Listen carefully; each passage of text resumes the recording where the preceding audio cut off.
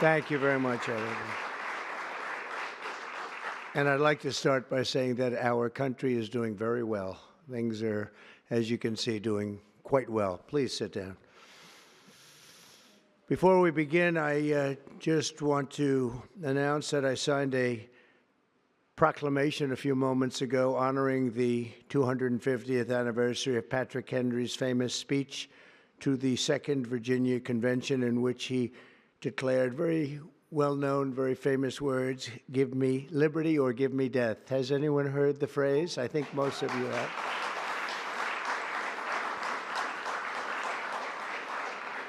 And moments ago, I also signed an executive order to dramatically increase production of critical minerals and rare earths. It's a big thing in this country, and as you know, we're also signing agreements in various locations to unlock rare earths and minerals and lots of other things all over the world, but in particular Ukraine. We're doing very well with regard to Ukraine and Russia, and one of the things we are doing is signing a deal very shortly with respect to rare earths with Ukraine, which they have tremendous value in rare earth, and we appreciate that. And we spoke yesterday with, as you know, President Putin and President Zelensky, and we would love to see that come to an end, and I think we're doing pretty well in that regard. So hopefully we could save thousands of people a week from dying. That's what it's all about. They're dying so unnecessarily, and I believe we'll get it done. We'll see what happens, but I believe we'll get it done. Today we take a very historic action that was 45 years in the making. In a few moments, I will sign an executive order to begin eliminating the Federal Department of Education once and for all.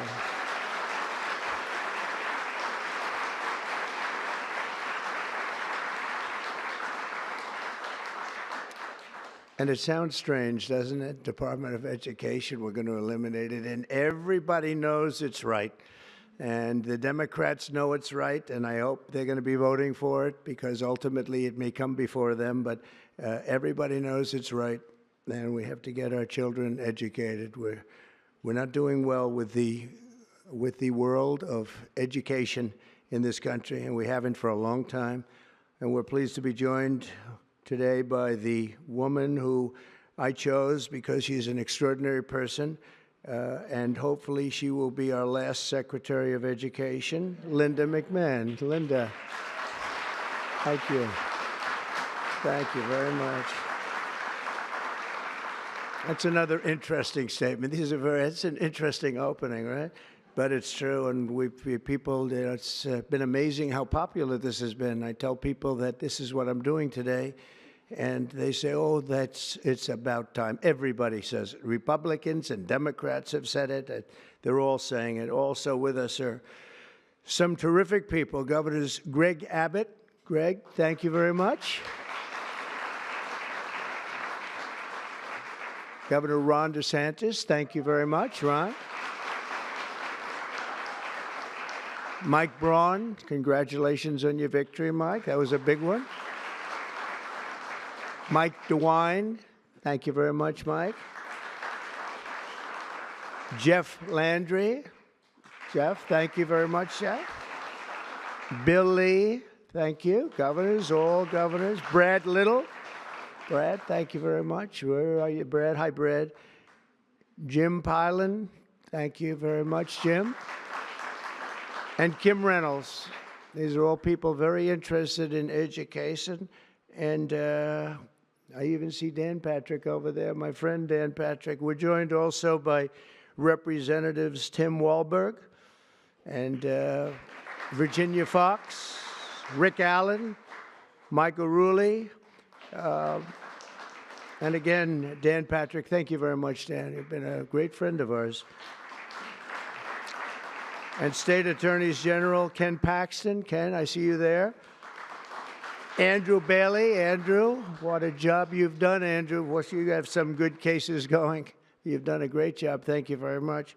And co-founder of Moms for Liberty, Tiffany Justice. She's been a hard worker. Thank you. Thank you, Tiffany. When President Carter created the Federal Education Department in 1979, it was opposed by members of his own cabinet, as well as the American Federation of Teachers, the New York Times editorial board, and the famed Democrat Senator Daniel Patrick Moynihan. History has proven them right, absolutely right. After 45 years, the United States spends more money on education by far than any other country, and spends likewise by far more money per pupil than any country, and it's not even close. But yet we rank near the bottom of the list in terms of success. It's an amazing stat. Those are two stats you don't want: the most money spent per pupil, and you're at the bottom of the list. And that's where we are, like it or not, and we've been there for a long time. 70% of 8th graders are not proficient in either reading or in math. 70%. 40% of 4th graders lack even basic reading skills, can't read. Students in our public elementary and middle schools score worse in reading today than when the department opened, by a lot. In Baltimore, 40% of the high schools have 0 students who can do basic mathematics. Not even the very simplest of mathematics. I said, give me your definition of basic, and they're talking about like adding a few numbers together. Despite these breathtaking failures, the department's discretionary budget has exploded by 600% in a very short period of time, and it employs bureaucrats in buildings all over Washington, D.C. And as a former real estate person, I will tell you, I ride through the streets of Washington, and it says Department of Education, Department of Education. I said, how do you fill those buildings? It's crazy what's happened over the years.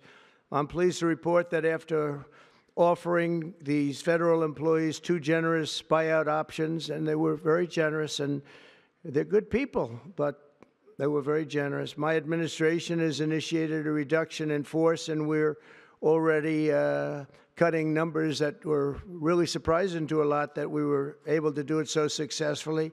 And we've cut the number of bureaucrats in half. 50% have taken office, which is great.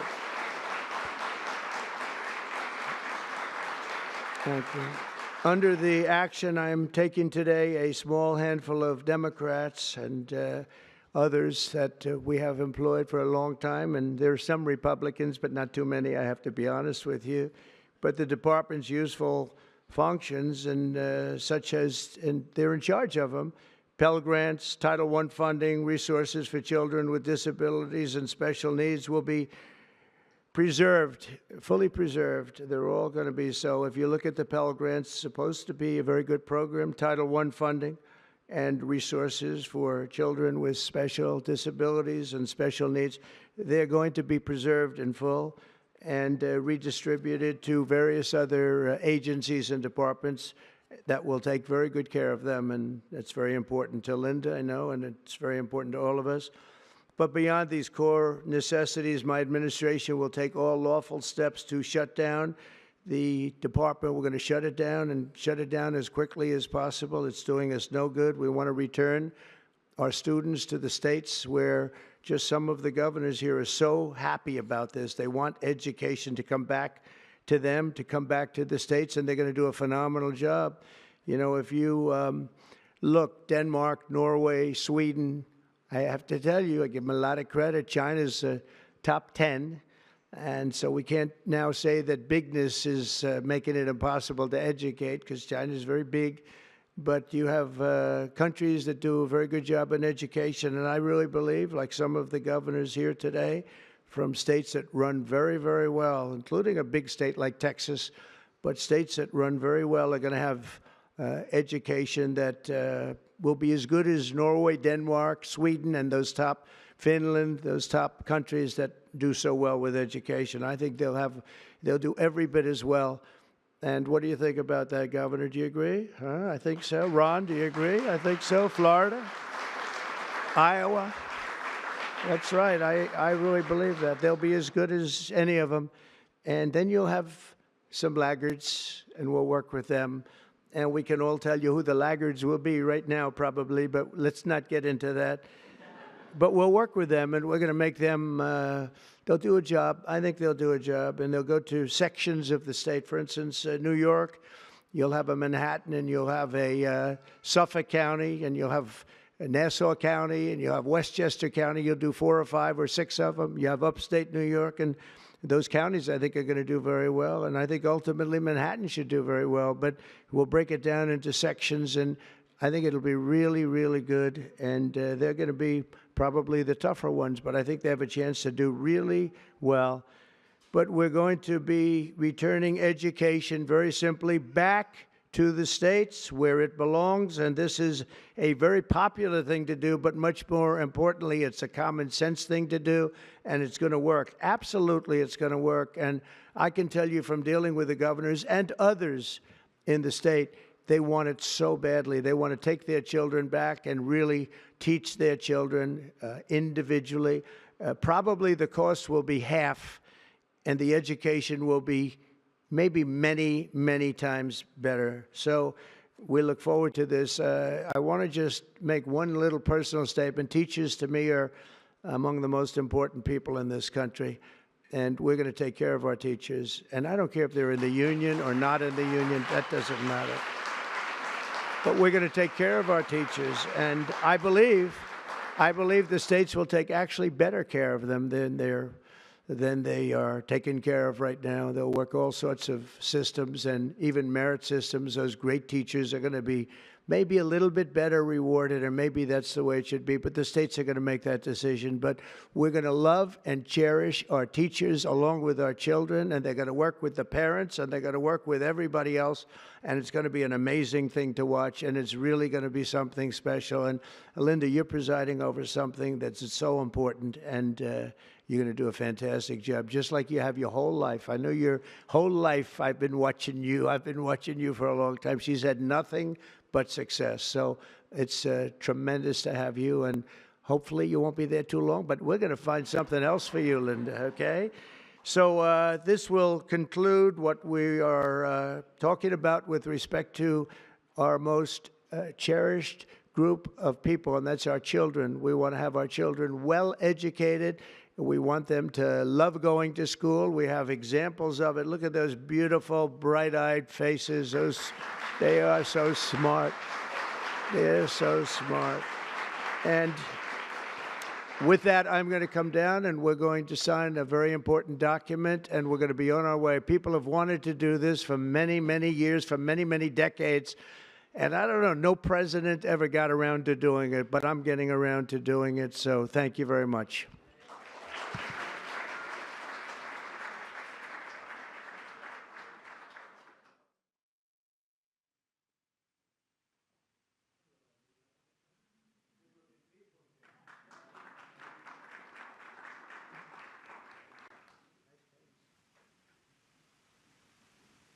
Should I do this? Should I do it? Yeah? Okay. I think so. We have pens for you too, special pens.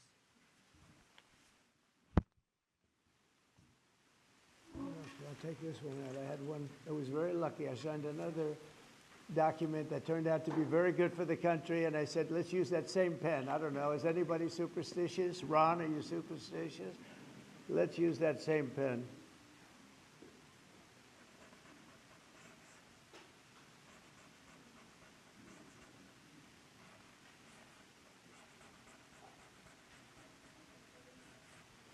Okay.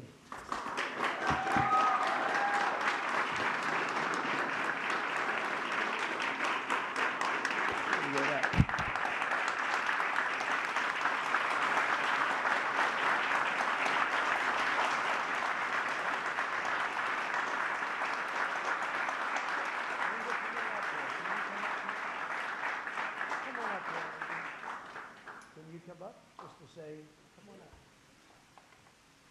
That's great. It's very important. Yeah, big factor here. Good luck. Good luck, Lynn.